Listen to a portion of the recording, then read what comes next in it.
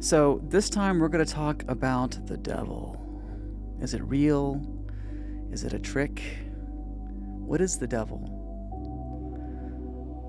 Is it an entity with red horns and a pitchfork?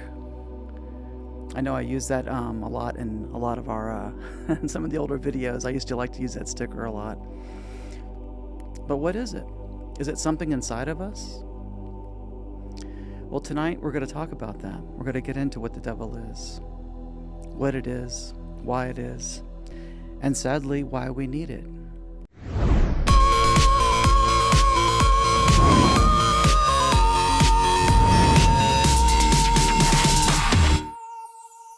So this week, Joe Rogan and Duncan Trussell had a discussion, and pretty much the climax of this discussion was about the devil and you know, basically, why does everything suck in the world? You know, that's what they were kind of getting at. Why does everything have to suck? And you know, do we really need a devil? Can we just cast that bitch off and just be done with it? You know. So that's what we're going to talk about tonight. And we're going to get into the Satsang perspective of that, the non-dual perspective of that. We're going to get into Zen. We're going to get into Christ consciousness. And yeah, this is a touchy subject for a lot of people. But just like we have to embrace the darkness in us with our shadow, we also have to accept the darkness of this world as a reflection of that shadow.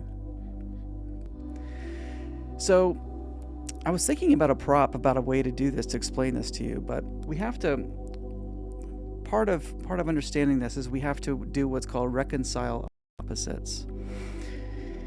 And the reason we have to do that is because we have to first understand, whoops, sorry, the mic might have been a little low, so my apologies for that. We have to first understand that everything is a duality, right? This is where everything comes from. And I talked about this on the last couple episodes ago. We got into the kingdom of imagination, which is to say that the kingdom is like this, it's like this magnetic charge between the yin and the yang, right? If you push two magnets together, you get the force in the middle, right? Or if you pull them apart, you get that kind of weird force right there. Well, in that weirdness force of magnetism, which is what the universe is, it's electric. It's electromagnetic to be, I should say, it's a magnetic electro, to be exact. But this force, these two forces are opposing each other, and in their opposition, right along that ridge where the S is this place. This is the kingdom of imagination. And this is where all the action is. This is where all the fun is. This is where all the dreaming happens. You guys with me? All right. So, in order for us to dream, in order for anything to exist at all, it has to have an opposite. It's the forces at play pulling against each other that creates the material realm, because it's dualistic. Whatever we have that's material, we have to realize that there's an opposite to that, which is metaphysical. So we have physical and metaphysical, because everything is a toroid. Everything. There's not one thing that isn't. From the macro to the micro, from subatomic particles, if you will, all the way out to the biggest galaxies, are all shaped like a toroid. Everything's a donut. Everything's made of donuts. And in a sense of these donuts, this force is at play. And the duality of this force is what creates the realm of existence. It's the interplay between the two energies that creates that. So I was looking for a prop to talk about this tonight with, and the best thing I could come up with was a sock. So my apologies for this lame prop here. But if you can imagine that, like, this sock represents the metaphysical realm. Okay, so for those of you who are not familiar with these terms, think of this as like heaven, right? This is the astral realm. This is the Akashic fields. This is everything that is beyond the material realm. Okay, we call that the metaphysical realm. So in order for the physical realm to take place, what has to happen is it inverts itself. So literally, what's happening is it's being pulled inside out to create the material realm. And that material realm is an inversion of what the truth is. It's an inversion of what the metaphysical realm is. So the metaphysical realm is infinitely abundant. It's completely outside of time. It's outside of space. And it only exists right here, right now. And it's through realizing this within yourself, realizing the truth of this, is called Christ consciousness. It's to awaken the heart chakra to the truth of this dualistic aspect to nature. Everybody with me? So it's this the reason we have to have this evilness, so to speak, is to satisfy the dual nature of reality. And don't think about it like a war. Don't think about it as good and bad. Just think about it as play. It's just play. That's all we're doing, is we're playing a game, you know? And there has to be the villain. Every movie, can you name one movie that doesn't have an adversary, that doesn't have the villain in it? You need that to propagate the story, to push the story along. And in this case, we can think about this as the adversary is this is a language that I use quite often on the show. I call it the adversary because it's a force. Just like the force in the metaphysics is a force towards moving towards awareness and moving towards bliss, the bliss of understanding the gnosis of all of this, the remembering of what has been forgotten.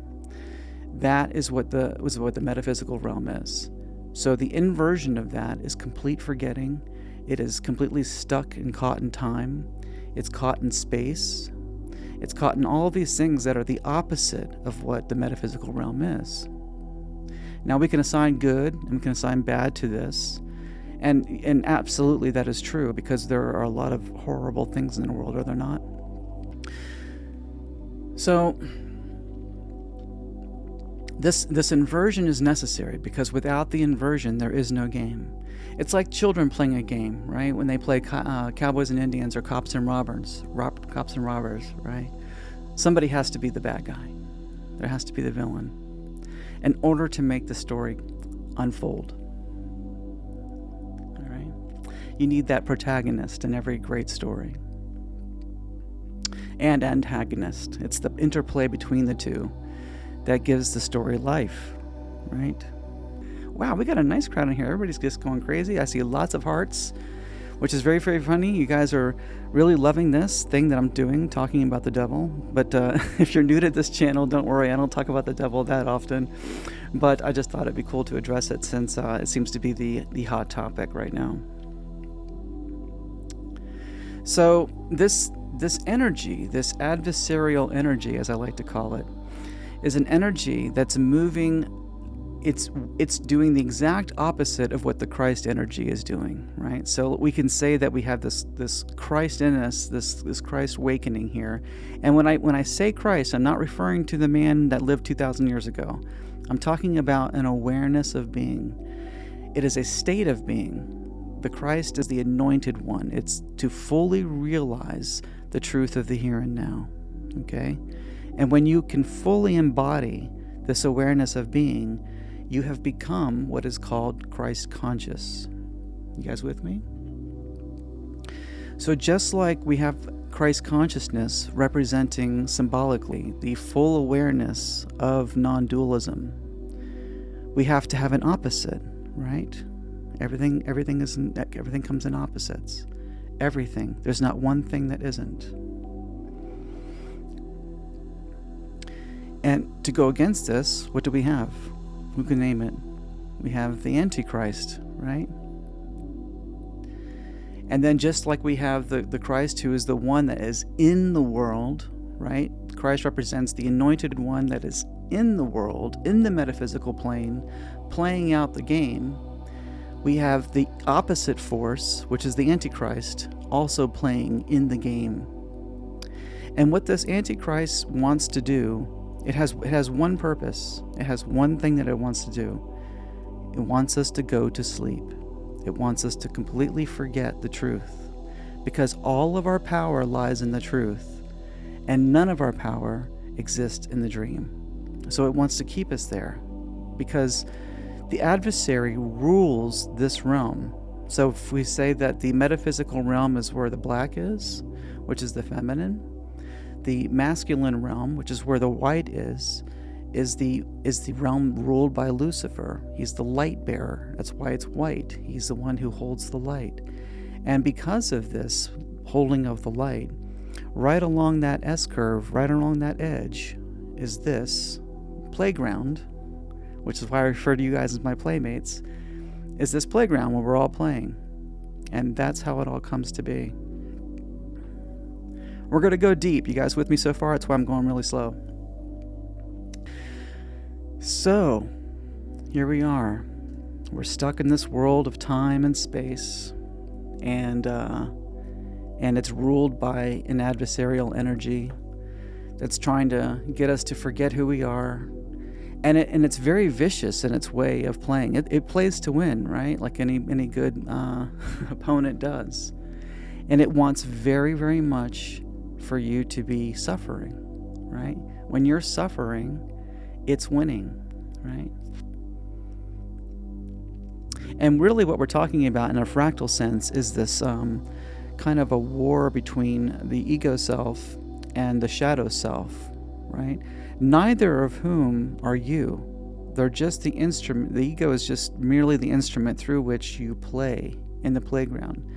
But the ego too has a counterpart. Everything has an opposite. And that opposite is what we call the shadow self, right? So where we are misguided is we are looking through the lens of the ego. Remember, we're not the ego. We're the being that sits behind the ego, okay? And this being is looking through the eyes of the ego out into the world. And what it sees is a reflected projection of the shadow self, right? So you've already got this very limited perspective of the ego. Looking at a false reality. It's looking at an inverted version of reality out here through the eyes of the shadow. Everybody with me so far? So again, we have this power play between the ego, the positive and the negative. It's always this struggle. And it's the struggle from all the way up to all the way down. Even the germs in your mouth, this is a struggle. It's this eternal struggle. And it happens fractally. It's always happening. This is why you need to just let go. This is why we do everything we can to bring love into this world. And aside from that, let go. Let go. It's like trying to tame the ocean. You're not going to be able to do it. The best you can hope to do is bring as much love into the world as you possibly can to make a bubble of love, and then you invite more people in and more people in, and you just spread the love as much as you possibly can. That's what you're here to do. And have a good time. Hands up, everybody, right? So we have this adversarial energy and we have this Christ energy, and they're pitted against each other. And this interplay is what's creating the world before our eyes. That's what creates it. Which is a little bit abstract if you think about it. It's actually very abstract to think about these two energies at play. Because these energies are inside of us, right? They're not external, because what is external is just projected the internal state. That's what we're seeing, is a projected internal state. We only experience who we have become, and that's what we get back. So you want to bring as much love into the world as you can, so you get the love back in return, okay?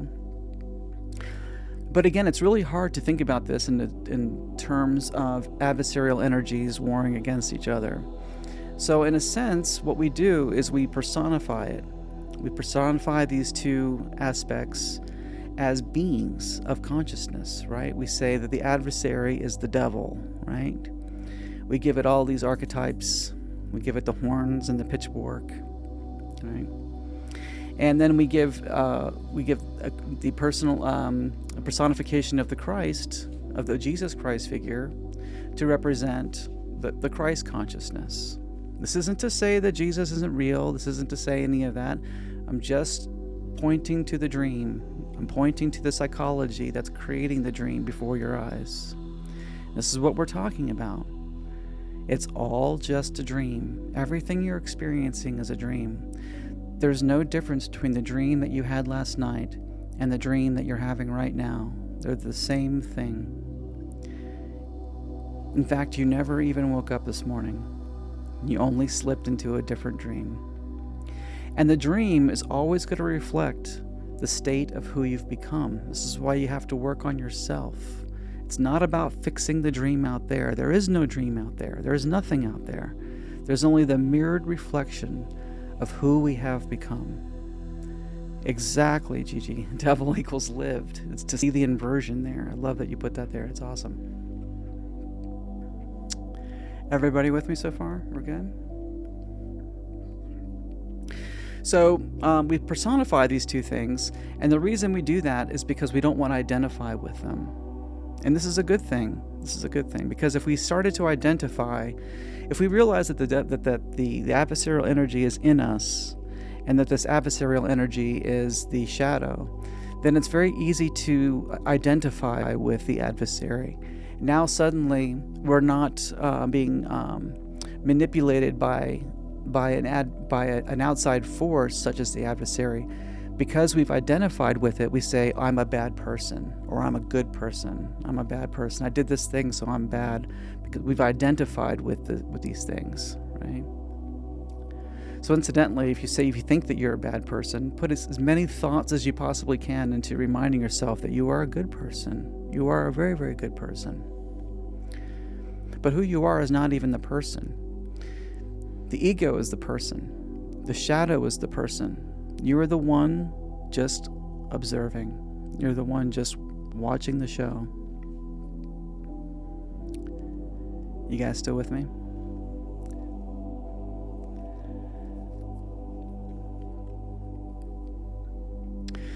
So where did the devil come from?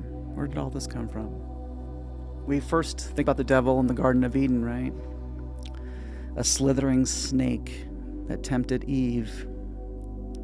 Eve represents the feminine energy. Adam represents the masculine energy. And Adam and Eve are ignorant.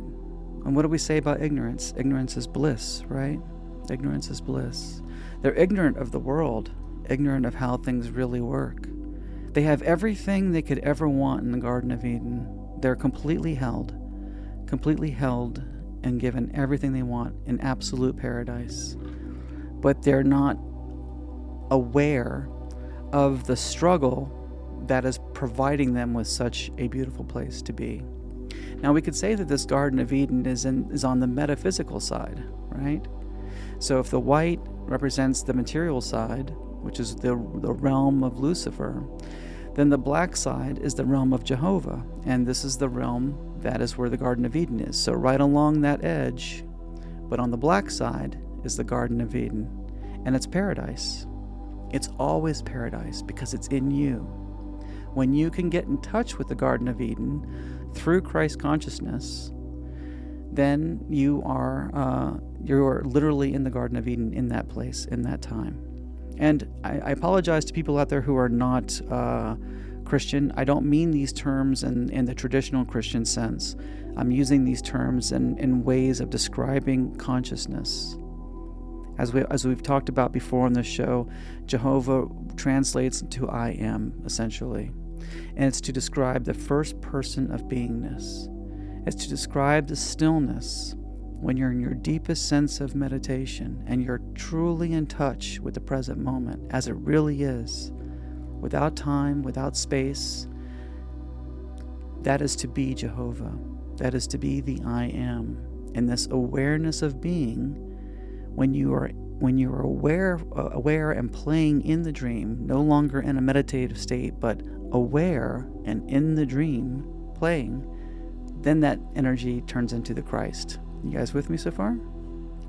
Yes?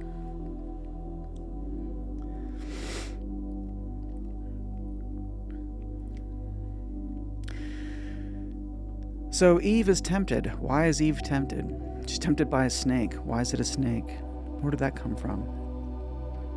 Well, Eve represents the feminine energy, And the feminine energy traditionally is curious. It's creative. It has, it's always wanting change, right? Just as all females do. And I don't mean to offend anybody, but these are just like archetypes of being, right? And the masculine energy conquers and does what it can to facilitate the dream of the feminine, right? And that's what we're talking about here. That's the interplay between those two energies. So because Eve is curious about the world, she wants to know. She wants to know. And simply because she wanted to know, she's presented with an opportunity to know by simply wanting.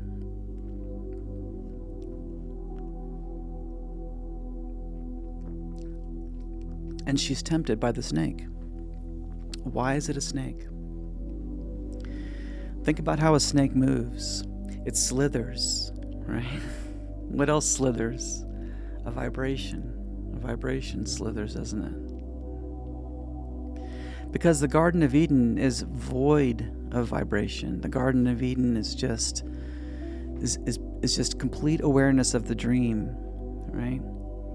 As things come into density in the material realm, the vibratory force is a lower frequency and it has much more power. Okay? So the snake represents this slithering, vibratory energy. And it's also a snake because a snake is closest to the ground.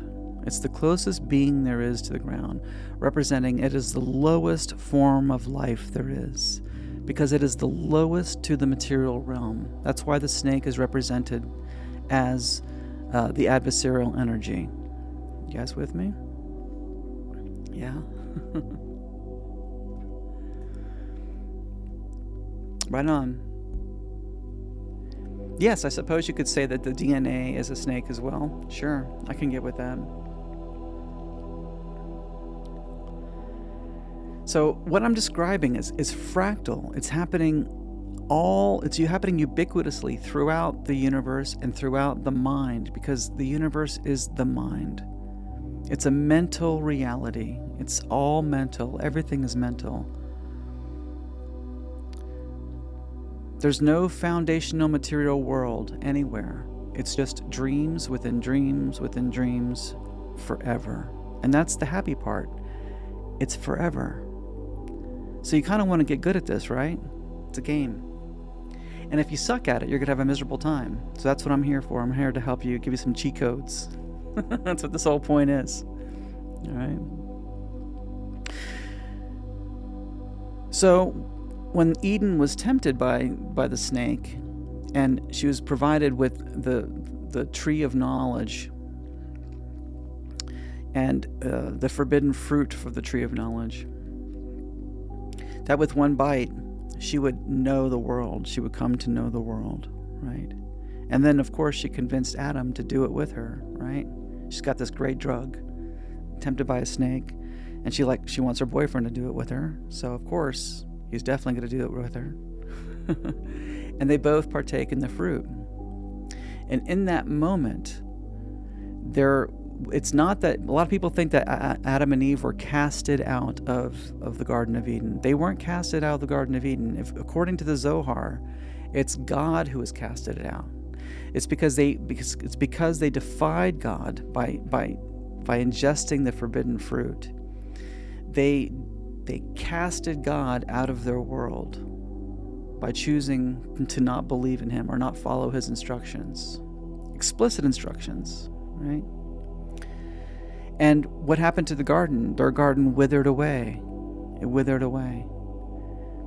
And they were embarrassed and shameful. And it was the first time they realized that they were naked. It's the first time they realized that they were ignorant. Up until that point, they didn't know they were ignorant.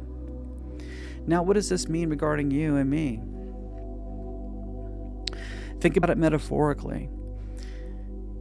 Every time you have a thought, that thought is Eve participating, as both Adam and Eve participating in the biting of that fruit.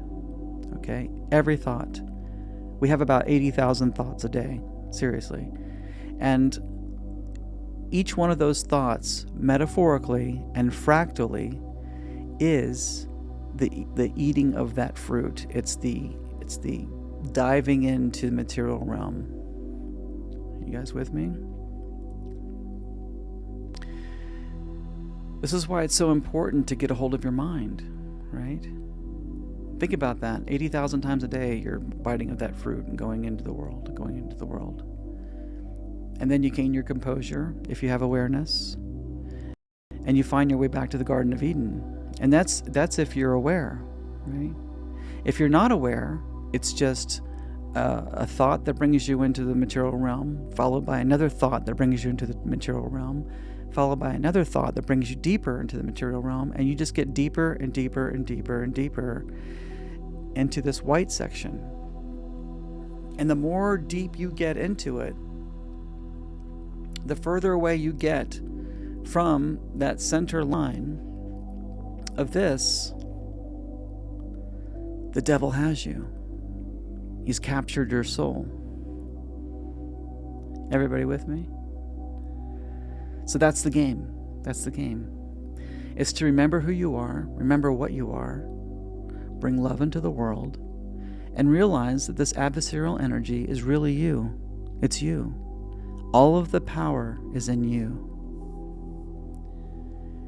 And if you want it to stop in your world, only in your world, then you have to choose to make it stop. And I say often on this show that we have no free will, which a lot of people are misunderstanding me when I say no free will. You have free will to make choices, but in the material realm, any choices that you make are insignificant to the point of being in the middle of the ocean and being able to swim. You have the free will of swimming, but there's nowhere to swim to, right? It's pointless. It's pointless, right? But where you do have power is in the here and now, when you can be here and now, conscious of these decisions that you're making. You can choose to not partake in the eating of the fruit, right? And I can choose to not partake in the eating of the fruit by being still and being aware of who and what I am and where I am and why I am.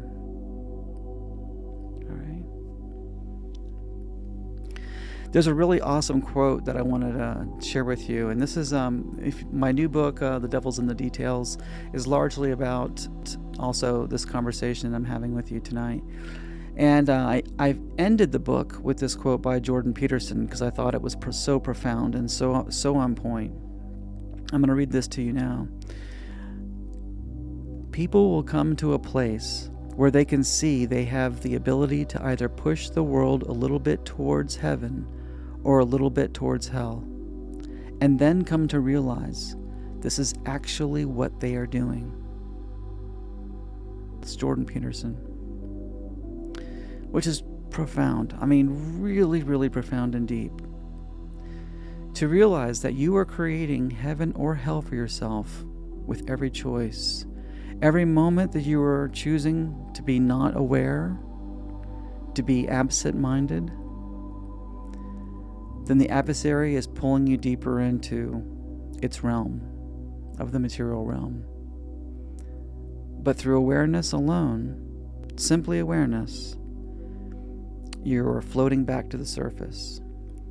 And the closer you get to the surface, the closer you get to that center line with this, where this is, the more power you have of controlling things.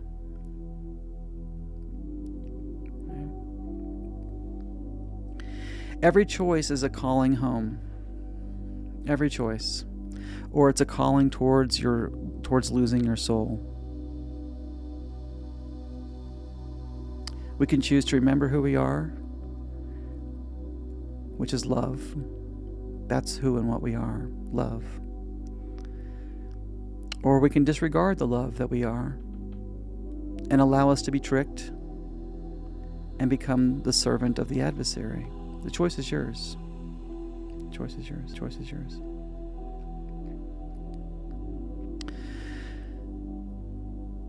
And the adversary is fueled entirely by fear, anxiety, and confusion.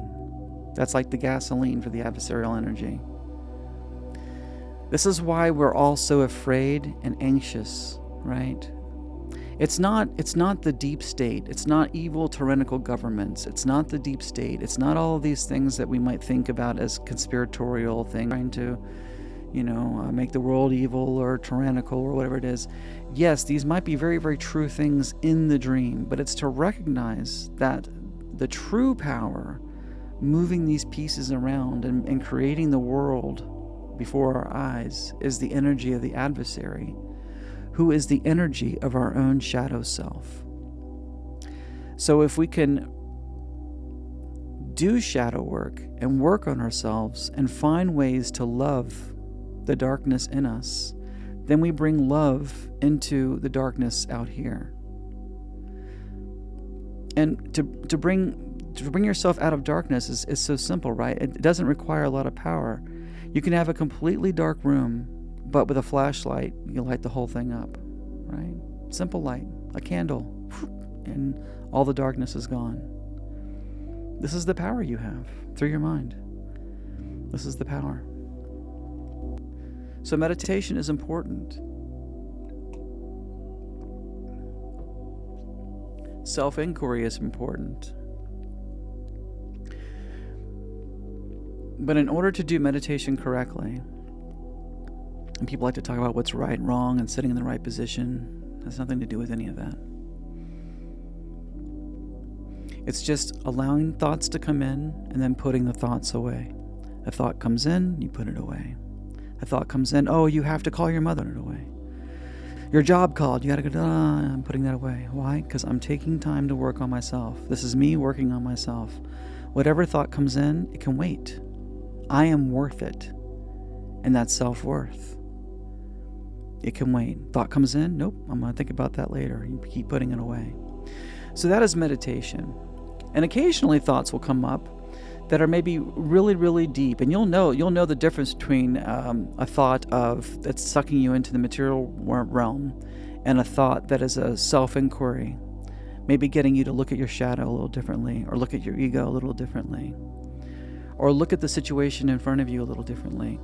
Those thoughts you want to water and grow. You want to really go down the rabbit hole of where they're leading you, because this awareness of being, this is taking you to places where you can kind of mend and repair these incomplete aspects of yourself, which is what the shadow is. If you want to know how we get a shadow, I've talked about this a few times on this show. But as we're growing up as a child, every action that we do, every choice that we make is either shunned, don't do that, you're scolded, right? Or it's applauded. Oh, yay, did a good job. He walked and he talked and did this. Oh no, he pooped. That's bad. Whatever it is, So every thought that is bad becomes what the shadow is. That becomes the shadow. And every thought about you that is good becomes the ego. Here's a way to look at it here. You see that shadow self there? But who's the real you? Who's the real you? It's not the ego. It's not the shadow. It's not the anima or animus, which is your masculinity or femininity. It's the one who sees the entire picture. That's who you are. It doesn't have a voice. It's just the one that sees what's happening. It's the one watching the movie. Here's Carl Jung's version, which is much more detailed, but it can be a little overwhelming if you're new to this. And what he's showing there with the smaller circles, he's showing the archetypes of the personal unconscious, the collective unconscious versus the personal unconscious. And we can get into that on a different episode. Tonight is more about the devil and how to fight the devil. How awesome is that? But if you really want to get good at meditation, if that's what you really want, then you first have to bring your life into meditation. There's so many people who are like, oh, I meditate now. Like, it's very trending. It's very, very the thing to do these days, and that's an amazing thing. And I'm not shunning that in any sense. I think it's awesome. But if you really want to do some meditation, then you have to work diligently on bringing your entire life into meditation. It's not about the 30 minutes that you sit and meditate. You got to find ways to bring your entire life into meditation. You have to find ways to take the edge off of everything in your life, right? And the more that you can take the edge off of life by standing up for yourself and taking back your power in a nice, loving way, the more you can bring that back, the more effective your 30-minute meditation is going to be, or your 1-hour meditation. And then you're going to see some crazy, trippy stuff. That's when you get into really doing some serious shadow work. So keep that in mind. Work on that too. And another way to really mitigate the power of the adversarial energy over you is through frequency and harmonics. And this is a lot about what Phi Tribe is all about. Phi Tribe, if you don't know, is my music channel, PHI Tribe. And it is a channel that uses a lot of really strange alternate frequencies. A lot of it is our solfeggio frequencies, which are very geometric in nature. And this series of frequencies was discovered in the dream was discovered by the Benedictine monks over 1,000 years ago. And they knew the power of these frequencies for healing the self and for ridding the self of this adversarial energy, which incidentally, every ailment that you can think about yourself is caused by this adversarial energy, whether it's cancer or you're sick, even a cold, right? It's this invasive adversarial energy coming into your space, and it's wreaking havoc. And yes, Gigi, through sympathetic resonance, which is what vibrations do, you can listen to this music and it will help balance you. It will help balance your personal vibration. Now, this isn't a sales pitch for Phi Tribe. I'm just letting you know that is what Phi Tribe's intention is. This is how it works. And a lot of the reasons of why I started this show on this channel was because I knew people were going to start to wake up through these frequencies. And I wanted them to be able to have a place to come and talk about them, and talk about what's happening. And that's what this is. The third eye video that I have over there has about 14 or 15 million views now. And what it does is that video induces lucid dreaming. And if you lucid dream enough, you're going to eventually realize that nothing's real. And if you haven't had someone talk about the philosophy behind that, it is very, very easy to fall into nihilism, which is where I felt a responsibility to start this channel and start talking about this stuff. So if you want to know what all that is, this is where it's coming from. Now, this power of frequency is ubiquitous throughout the universe, of both the material realm and outside in the metaphysical realm, because everything is made of vibration. Everything. There's not one thing that isn't made of vibration. And in the dream, vibrations are being used to control us. They're being used to control us. And there's just a lot of conspiracies about that, but I'm going to blow the lid off the conspiracies and tell you what I know that's true and what isn't true. There's a huge debate between 432 hertz and 440 hertz. I'm sure a lot of you guys know this. And pre-World War II, the majority of music was using 432 hertz. Now, they were using a lot of different types of tuning. They were using a lot of different types of solfeggio tuning as well, which are very healing. And 432 hertz is also very, very healing because it's harmonic with the universe itself. Not to get too metaphysical, but we could say that the Om of Brahma is 432 hertz. Okay, so you're getting in line with the creative forces that created the entire material realm that you're in. And all of that is at 432 hertz. So, what does this have to do with World War II in the dream? In the dream, in a fractal sense, In World War II, I believe, is when they discovered that using frequency and this new invention called radio, that they can control the masses through frequency. And there was a law passed around, let's just say a law, but there was a new tuning standard. It was a global tuning standard that was passed around the turn of the World War II by a man named Joseph Goebbels. He was a Nazi. And when the Nazis invaded Austria, Austria was the center of the music world. Keep in mind, this is before there were records or CDs, or, this is before people could just, turn on music. This is right at the beginning of the invention of the radio, where people were just now beginning to hear music by flipping a switch, which was mind-blowing up until that point. So anyway, this Nazi named Joseph Goebbels, through the power of being a Nazi and being in Austria, he influenced this changing of the global tuning standard from 432 hertz to 440 hertz. And 440 hertz is completely disharmonious. It's completely dissonant. It's the opposite of the frequency you want to be. It's the best way I can describe it. And this frequency causes people to be anxious, causes people to be confused, it causes people to be lazy, and it causes people to give up on themselves.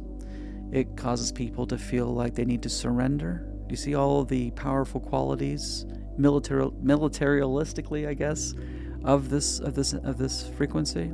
So that's a long sidebar to what I'm talking about tonight.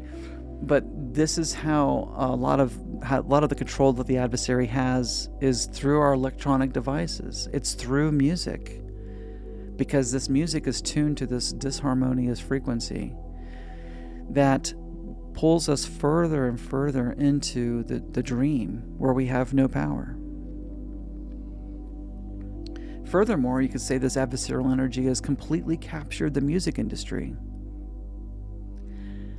And you can tell from these little accolades behind me here, I've spent quite a long time in the music industry, almost 30 years.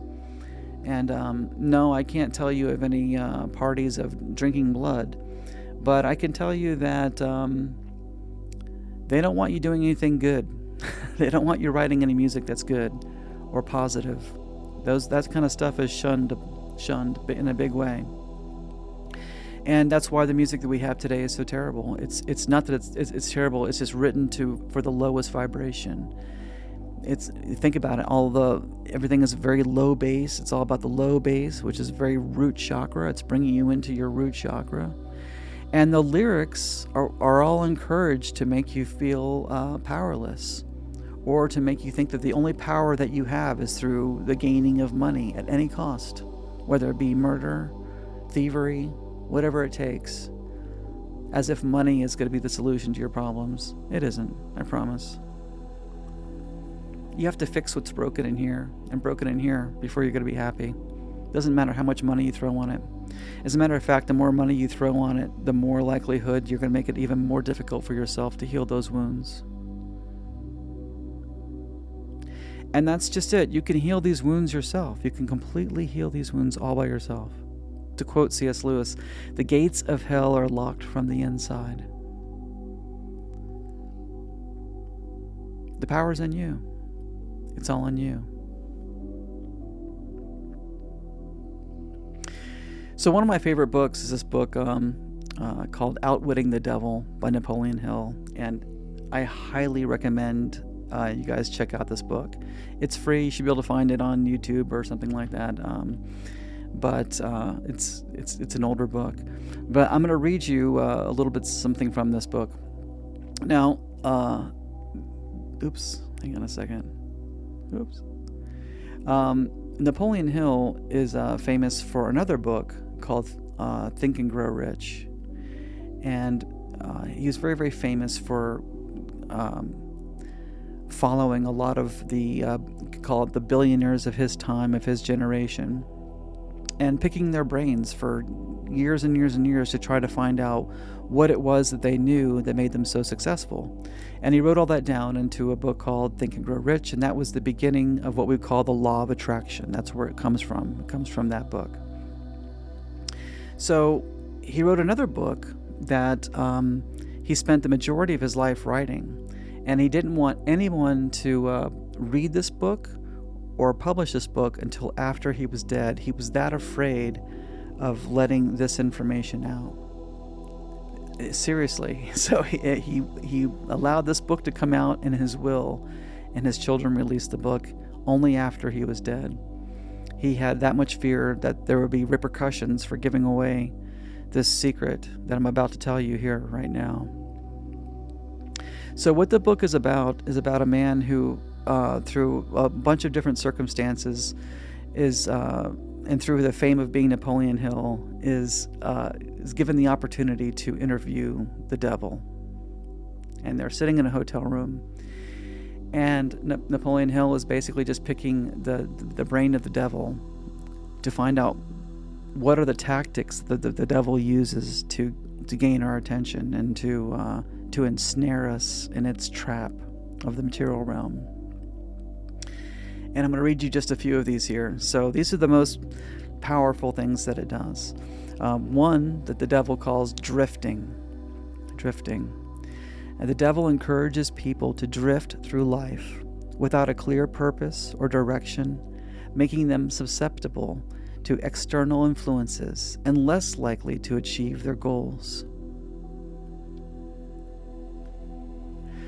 The devil also uses fear to paralyze individuals, preventing them from taking risks, preventing them from making decisions or stepping out of their comfort zones. The devil works through the energy of indifference. By fostering a sense of indifference, the devil ensures that people will remain passive, uninterested in personal growth, and detached from their passions and ambitions. It uses negative influence as well. The devil surrounds individuals with negative influences such as toxic relationships, bad habits, destructive environments, drugs, alcohol, which can derail their progress and well-being. Procrastination. The devil encourages procrastination, causing people to delay actions and decisiveness, which leads to missed opportunities and unfulfilled potential. I think some of you guys are showing me here that you're seeing some of these things in your own life, right? You're like, damn, that's what's been happening to me lately. It's the adversary doing its thing, right? Criticism, right? The devil exploits ignorance, keeping people unaware of important knowledge and truths that could empower them to improve their lives and make informed decisions. He controls us through uncontrolled desires. The devil manipulates uncontrolled desires and appetites such as greed, lust, and addiction, leading individuals to make poor choices and lose control over their lives.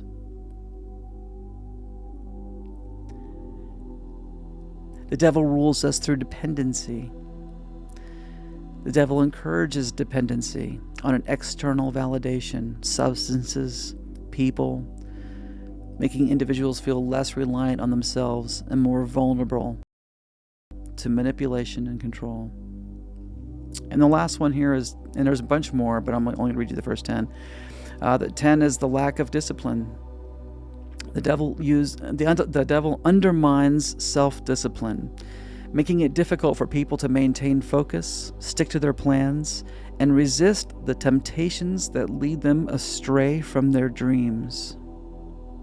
Who out there can relate with that? Right? The devil is cunning, isn't it? Right? Very, very cunning. Very, very cunning. Hang on a second.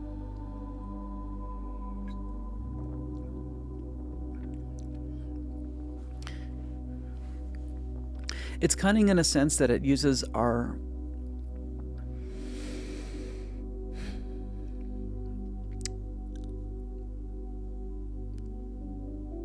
it uses our goodwill towards men and it inverts it to serve its own needs, right? Which gives it even more power. It exploits us through our virtues and exploits us through the things that we love and that we want to preserve. You know, I was watching this interesting documentary over the weekend, and it was talking about corporations and how evil they are. And this wasn't to, it was actually, before you think that this is going a certain direction, it really was pro-capitalism, this documentary. It was not shaming capitalism. Capitalism was essentially, you know, Tom's barbershop and Bob's hardware store and Susie's cafe, right? Those aren't corporations, and they're not doing harm. They're bringing value to the community.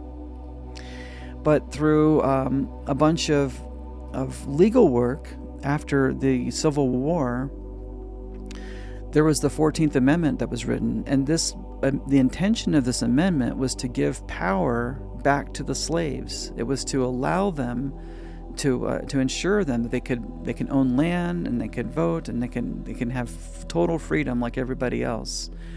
But you know how the governments, they tack on these extra little things to these bills when they pass them?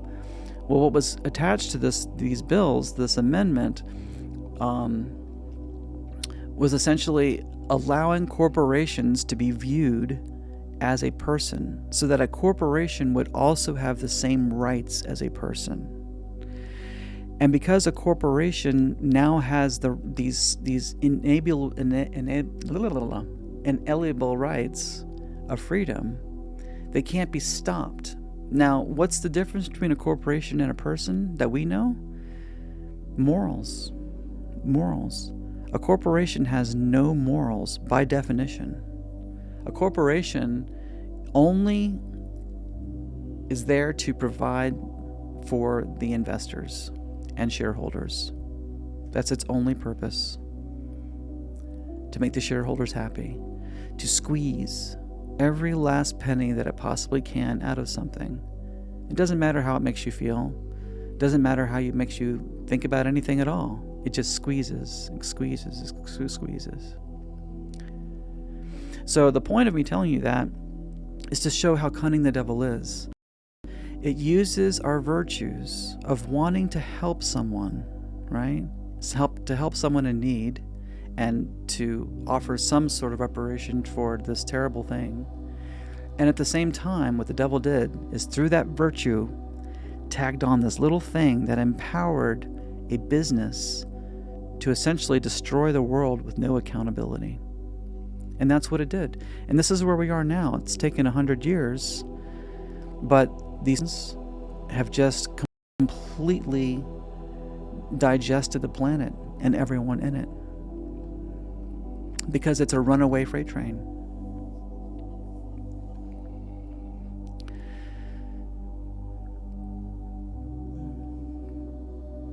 You guys all see how sneaky that is? Sneaky, isn't it? It makes you so mad. And this applies to now. This is happening right now with everything that we're dealing with. The devil works through the climate crisis, right? Gets us all fighting against each other. It goes through racism to get us all fighting each other. It wants us looking everywhere except for where we need to be putting our attention, which is on defeating the adversary through going through our hearts. Love is the only weapon that works. It's the only weapon. The adversary is impervious to everything else. And we can see this happening again now. I could tell you right now where this darkness is headed. Through AI, the internet is being flooded with information. Flooded. So we're at this weird window, this very weird window in linear time, where we have access to information. For the longest time, the average person did not have access to any information. The only people who had access to information were the royals, or the lords, or the clergy, right? And they did that because most people couldn't read and most people couldn't afford books, right? And then along comes the internet hundreds of years later, and schooling and everything else, right? And we're given information. And you can argue that everything about the school is propaganda because all of modern education was created by the Rockefellers. And he's quoted as saying he does not want people who can think clearly. He wants obedient workers. That's why he created schools. He wanted schools to churn out people who are smart enough to work the equipment in the Industrial Revolution, but not smart enough to do it on their own. Do you see how sneaky that is? I'm giving you free education. But there's a sneaky seed in there, right? So getting back to the internet, this is what's happening now. What's happening is we've been given all this free information, right? Here it is. We have the internet. We have all of the information we could ever want at our fingertips, right? But like 87% of the internet is made by bots. And how long is it going to be before the entire thing is made by bots? To where what happens is the information itself becomes completely worthless. Oh, there's the music again. Sorry about that. I was kind of nervous that it was ending. So do you see how they've given us the information? They got us all on the internet to partake in this global discussion where they've captured our data, right? And we're going to be left with an internet that is worthless because it's going to be filled with so much misinformation. It'll be impossible to dig out the truth in this pile of rubbish, right? This is where it's going. And you say, what did we do? What do we do? We become aware of it. We become aware of it. And that's enough.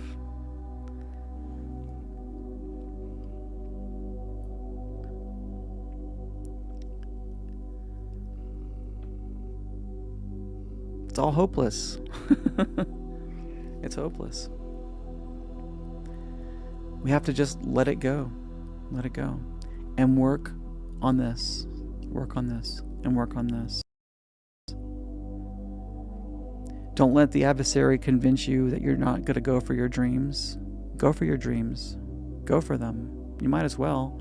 You should be going for your dreams in the sense that, well, it's all going to shit anyway, so I might as well completely invest everything into it because it's now or never. And I hope that inspires you. I didn't say all that to scare you. I'm saying that to empower. That now's the time. If you're waiting for a sign to go for it, this is it. This is it. Now, with that, there's a paradox. There's a paradox. Because if we look at this through the lens of Satsang and Zen, we realize there's nowhere to get to. There's only now. It's the eternal present moment is all there is. And there's the dream out there. So what do we do about that? How do we resolve this paradox? Happiness seems to be going for the dream, and yet the truth is letting it go and being still with the present moment. It's the only way to win. It's the only way to win. The way we resolve that is by playing. We play. We stay in the present moment and we play with our dreams. We don't attack our dreams and go for them. I have to have my dream, otherwise I'm not going to be happy or life will be unfulfilling. You play. You simply play. As children, we enter the kingdom of heaven. We play. We just simply play and love and use all of the energy inside of us to bring love into the world. And the love will lift you up. I promise it will. The more loving you can be, the faster your dreams will come to you. And it may not be the dream that you think that you're looking for, but it's going to be the dream that fulfills you, for sure. For sure.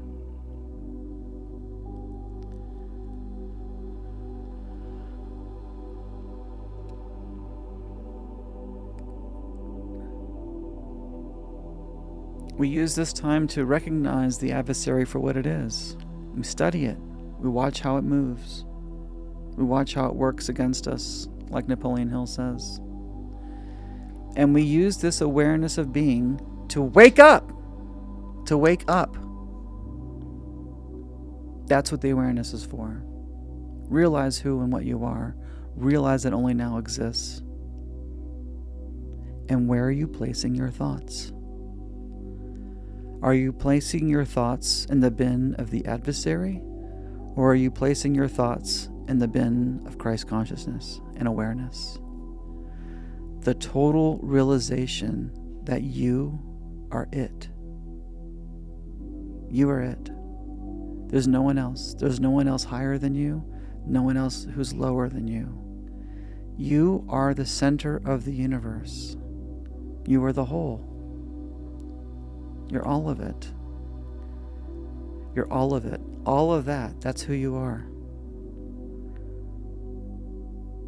That's who you are. That's who you are.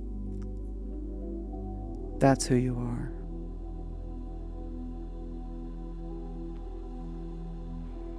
And there's great power in there. Great, great power in there. But it's up to you. It's up to you.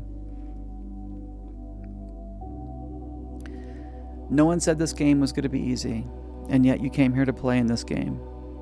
You came because this is where all the action is. This is where the fun is. It's a tough game. It's a very difficult game. It is. I'm not going to lie. But it's worth it. I could tell you from this side of it that winning is pretty awesome. That's a pretty good feeling. And you can have it too. You really can.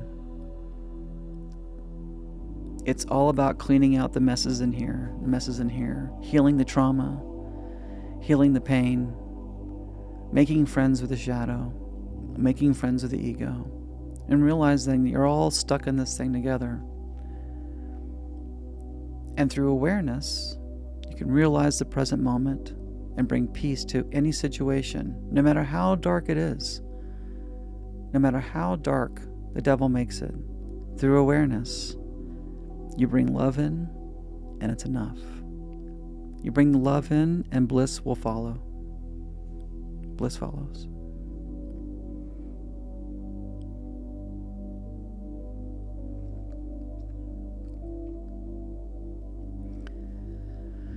Focus on the love of the here and now, with the intention to cast away the darkness in us.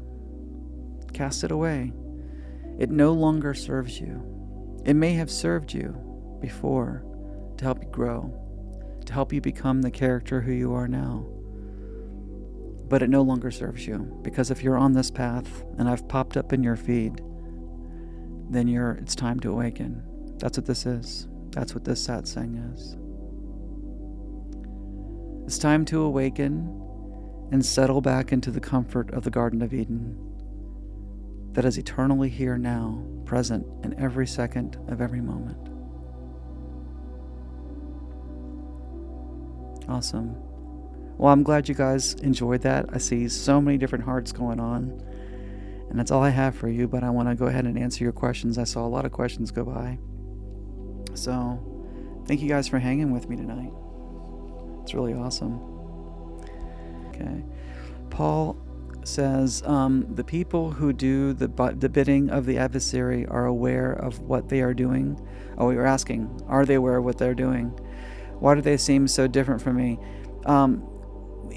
They've lost their soul, Paul. The more that you give in to the adversarial energy, and the more you give in, and the more you give in, first you become what we would call, people like to say, as an NPC. It's just this person who just doesn't care, and they're just at the whims of what the adversary does for them and does to them. And then the adversary takes the weakest of those people and empowers them. Don't forget where you are. We're playing in a realm that is ruled by the adversary. It's you bringing all of the energy of God into the playground of the devil to have a good time and to play this game. Right? It's a battle. It's a battle. Are there any more questions? Boy, I thought I saw a few here that were... Boy, you guys have really been typing. How many people we got in here? This is like really good audience. Awesome.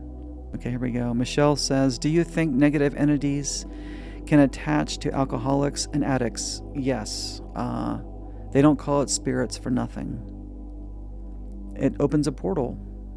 Alcohol opens a portal. So do all kinds of other drugs, you know. I don't drink. I can't say so much for other things.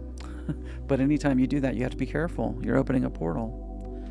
I like psychedelics. I talk about that quite frequently on this channel. And each time I have to be very, very careful about what I'm doing. And I'm very, very cognizant of the fact that I'm opening a portal when I do that. And I have blessings that I do, and I clear the house, and I do all kinds of things to ensure that I'm safe. But you'll never catch me doing those things out in public. It's too much crazy energy. It's too much. So take that into consideration. Yeah, I'm not a fan of alcohol, and I think it weakens people. So no judgment. You're asking for too much of a fight when you drink. And you know this unconsciously. You drink, because you're drinking to shut off, to shut down. You're drinking to shut down that battle. In a sense, you're kind of giving up. And it's the same thing with weed or anything else. And I partake in smoking of the weed. So, I'm not here to judge. We all have our thing.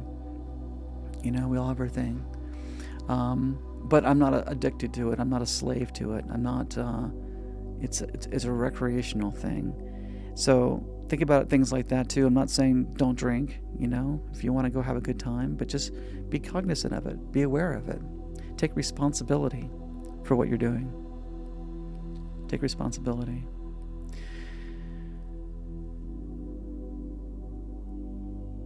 Yes, you're totally right, females or angels. Psychedelics will definitely help you see things that you wouldn't otherwise be aware of, for sure. It instantly drops veils of perception and reveals things about reality that you couldn't formerly see. Again, the psychedelics are not necessary for this spiritual gnosis. They simply provide a glimpse. They're just a tool. But you can totally have this awareness of being without them. So I don't want to scare anybody off with that. Awesome. Boy, all right. Well, we went over an hour already. I hope you guys enjoyed that. And I think because we were talking about the devil, let's just, and the adversarial energy, let's just take a moment to clear ourselves of any of that stuff that does not serve us at all. And let's evoke some love to come into our life and be so grateful for all of the love in my life. And as you should say these things out loud with me, I am so grateful for all of the love entering my life right now, clearing out any sneaky adversarial energy that thought it was going to wiggle its way into your life through this conversation. This conversation is about empowerment. This conversation is about recognizing your enemy and seeing it for what it is and letting it do its thing. Let it do its thing. Just watch the movie, but don't let it control you. But don't try to take it on. You're not going to win. Just watch. Your power is in watching. Your power is in awareness. That's the power. It's not in the fight. It's in the awareness of who you are. It's the remembering of who you are, which is the whole. I am. Forever and forever, that is my name. I am. All right, guys, I love you very, very much. Thank you so much for hanging out with me. I really, really appreciate hanging out with you. And I had a good time. This is 12:12. Look at this, stopped at the right time here. So thank you very, very much. And tomorrow, I promise I wanted to do a Reiki thing earlier this week, but I just wasn't up to it. But tomorrow, I have a song ready to go. So for those of you available, let's do some Reiki tomorrow night. And yeah, we'll do some Reiki together, and it'll be awesome. We'll definitely clear out some more stuff. All right? I love you guys very much. I hope you enjoyed this, and I will see you guys again next week. Love and kisses. Take care. Bye bye.